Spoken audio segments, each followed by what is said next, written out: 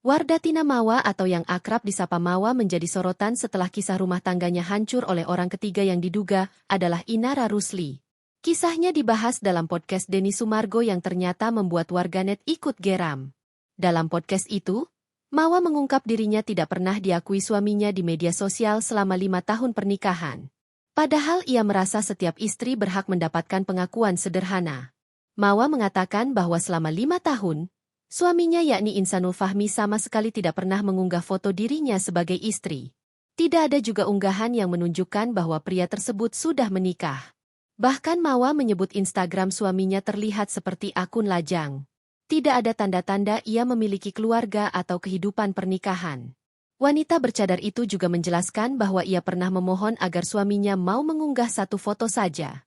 Tujuannya agar tidak ada fitnah atau salah tafsir dari orang luar. Namun permintaan itu tetap tidak digubris oleh sang suami.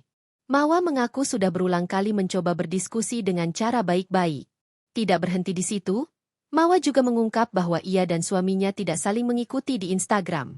Hal ini terjadi karena Mawa sempat memblokir. Pemblokiran itu muncul akibat masalah yang sama, tidak adanya pengakuan sang suami terhadap pernikahan mereka. Mawa merasa diperlakukan seperti orang asing.